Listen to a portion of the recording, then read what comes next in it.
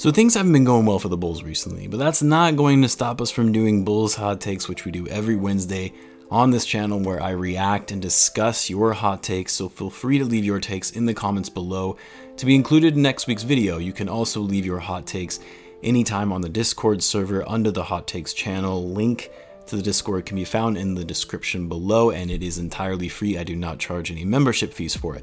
So what's going on, everyone? You're listening to Bull Central here. Hope you're all doing well. Let's get us kicked off with our first hot take, which comes to us from Clownicio. Some of these names that you guys come up with are just golden, but hot take, it's either Acme goes all out this offseason or they just sign a few role players.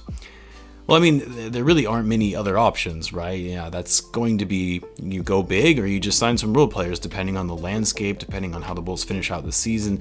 There isn't much in between from these two options that you mentioned, unless, of course, you're saying that they won't do anything at all, which, yeah, I agree, they will do something. I'm inclined to think that they're going to make big moves this offseason and go all out.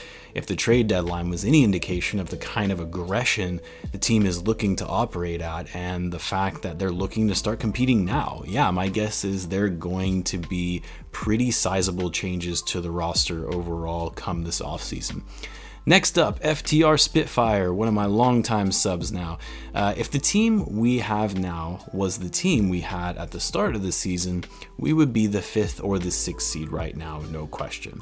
So in other words, had we started out the season with a training camp and a preseason with Vucevic, Tice, Troy Brown Jr., and not with Wendell Carter Jr., Chandler Hutchinson, and Daniel Gafford, you know, would we be a 5th or a 6th seed? I mean, I do think there is something to be said about the new additions to the roster post-trade deadline not having any time to really practice together. The Bulls have played the majority of their games on the road since the trade. The guys have played one home game, which was against the Nets since the trade deadline. So with limited time together to practice, given they either have a game or they're off to an airport to their next destination in a different time zone, yeah, that's going to be challenging, even though the roster has been upgraded, and, you know, that's not going to show up and be reflective in the record. But if they had started out together from the get-go, yeah, I think a 5 or 6 seed is doable, and really because the East standings are all fairly close together if you take out the top 3 in the Sixers, Nets, and the Bucks. I mean, the 5 and 6 seed right now in the East are teams that are barely above 500. So yeah, I think it's possible if this group had started together and had a whole season to build chemistry rather than more than halfway towards the end of the year like they're currently trying to do, yeah, I think it's very doable. Next up, we've got Thomas Lang. The Bulls get Luka Doncic. Well, I guess my first question is how, because the only way that you're going to be able to get Doncic is through a trade, since he's under contract and likely will be extended from his rookie deal this offseason. And there is no way the Mavs are just going to give up their franchise player, unless it's in exchange for another superstar, which the Bulls don't have. I'm sorry to say, but Lavine is not a superstar. And it's not like the Bulls have a ton of draft capital to trade either, since they traded their picks to the Magic for Vucevic. So I don't see this one possible at all.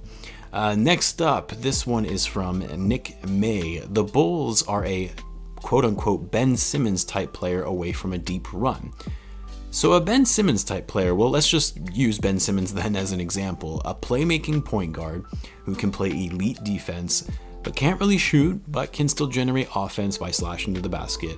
I mean, yeah, this would be perfect type of player that would enable the Bulls to become contenders. Because look, as much as people have been hating on the Bulls recently, and as frustrated as fans have been getting, myself included, what this team needs more than anything is an elite defensive playmaking point guard.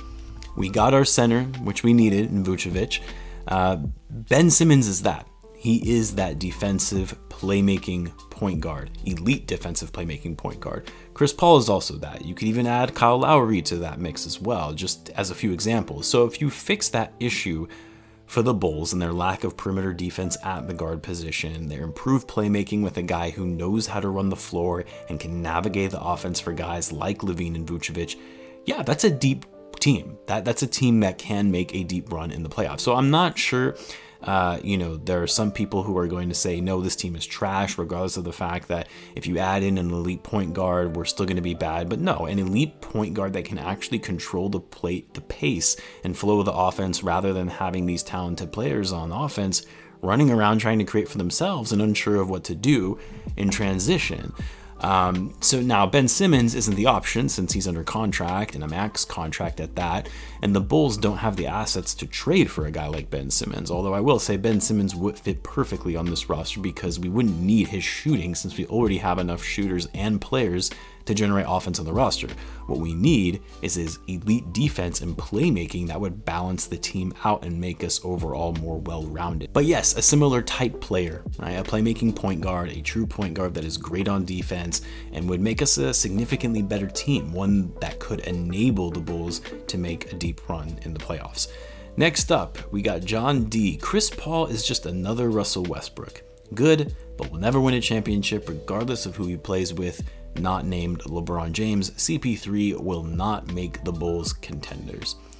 Well, the last time I checked, CP3 was traded to a Thunder team that everyone assumed was going to be one of the worst teams in the league when they exchanged him for Russell Westbrook, essentially signaling that they're going to be going in a full rebuild. But instead, they finished 6th in the West and took the Rockets to 7 games in the first round. Then he gets traded to Phoenix, one of the worst teams in the league despite the talented young core they have, and has now turned them into a contending team, or at least I consider them to be a contending team, given they're right at the top of the Western Conference. Now you can say what you want about Chris Paul. You know, he couldn't get over the hump with the Clippers, he couldn't do it in Houston despite having James Harden, but there were also injuries that he suffered or his teammates suffered that likely impeded his ability to make a push for a title. And you also have to keep in mind that no one was able to get past the Warriors for 5 years when they made it out of the West every season, 5 years straight. Westbrook, on the other hand, I mean, I've never been much of a fan of Westbrook, so I'm probably a little biased in that regard, but he doesn't make his team better. He's not as impactful as Chris Paul is just because of how ball dominant Westbrook is and is focused on padding stats. So no, Chris Paul is not just like Westbrook, and he would make the Bulls contenders, at least in the short term, because I do understand Chris Paul is getting pretty old and will likely start declining soon. He's not a long-term solution for the Bulls, but say they bring him on next year, yeah, that puts the Bulls into a good position to make a deep run into the playoffs. Next up, we have, is it Gilsey07? What if the Bulls traded Zach and Patrick / Vooch for someone like Kawhi? So I guess this is more of a question than a hot take, but essentially you're saying trading for a superstar player and including Zach Lavine and one of Patrick Williams and Vucevic. I mean, in theory, it's not a bad idea. But I doubt it would be able to get done. Like, would I trade someone like Zach Lavine and Patrick Williams for, say, Giannis or Joel Embiid? Yes, I would. Do I think either the Bucks or the Sixers would go for that? No. And it could only be a superstar level talent to trade for these type of players on the Bulls, because the front office has literally signaled that they're going to build around Lavine, Vucevic, and Patrick Williams as a development project anyway. So to be trading these guys or these type of players on the Bulls roster, yeah, it's going to need to be a superstar, top 5 player in the league type level talent. Next up, we've got Raymond Tendigan, I believe. Coby stays with the Bulls and runs as a 2-guard next to Lonzo. Well, I guess my follow-up question would be, well, then what happens to Lavine? Because Coby isn't starting as a 2-guard over Lavine. He's just not. And Lonzo, if the Bulls acquired him, wouldn't come off the bench. He would be in the starting lineup. So maybe you're saying Lavine would move to the 3, which he can play. He actually played a lot of small forward last season, but I think he's much more effective at what he does best as a shooting guard. So I don't see Coby playing alongside Lonzo as the lineup construction for what the Bulls have right now. It just doesn't really make sense to me. Let's do one more. This one is from Nico Stark. Nikola Vucevic and Nikola Jokic's contracts both expire the same year at the end of 2022 and 23. At the end of Jokic's contract, he will be the same age as Lavine and will sign with the Bulls his next max deal. So I made a hot take of my own a while back in which I stated that one of Nikola Jokic, Jamal Murray, or Michael Porter Jr. would eventually join the Bulls at some point, whether it be through a trade or a free agency acquisition. And part of that is because Arturas's connection with these guys, not only the connection he had with them when he was managing the Nuggets, but the fact that he still maintains a close relationship with these guys despite no longer running that team. And my thought was that he's doing this intentionally to keep that network open and one day convincing them to join the Bulls. Again, I know it's a hot take, and that's why I think it's unlikely, but I also wouldn't be surprised if it happened. Now, I'm sure most of you noticed that Jamal Murray yesterday was ruled out for the season after tearing his ACL, which you never want to see for any player in this league, and especially a young and up-and-coming player in Jamal Murray. A huge blow to him and the Nuggets. As Bulls fans, we all know that too well with what happened with Derrick Rose, so I do wish him a speedy recovery, and obviously hope the Nuggets are able to recover as a result as well.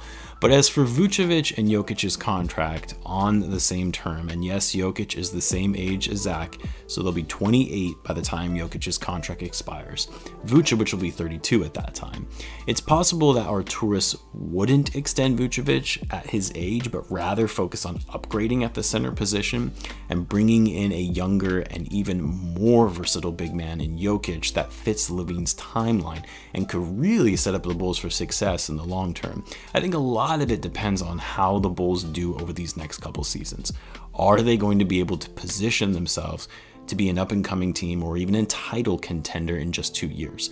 Or are they going to remain stagnant to what we see right now? Because if it's the latter, Jokic isn't going to want to come to Chicago when he's in the peak of his prime unless they start showing promise that he could see himself winning a championship with in the city. Obviously, as Bulls fans, I would love it because right now, Jokic is one of the best players in the NBA, an MVP candidate, and I would take him any day of the week. Hopefully, Arturas will work his magic in trying to get a deal like that done, but a lot of it is going to depend on how the Bulls perform over the next couple seasons. Stars, top players in the league want to join a team that is at least on a path to contention that is showing promise for the future. So anyway, I'll end it there for now, guys, for Hot Takes Wednesday. Don't forget the Bulls will be taking on the Magic tonight with Wendell Carter and Otto Porter coming back to town for the first time since being traded. I'll have a live game chat for the game here on the channel and in the Discord, so be on the lookout for that. Be sure to subscribe if you're a Bulls fan as I post daily Bulls content.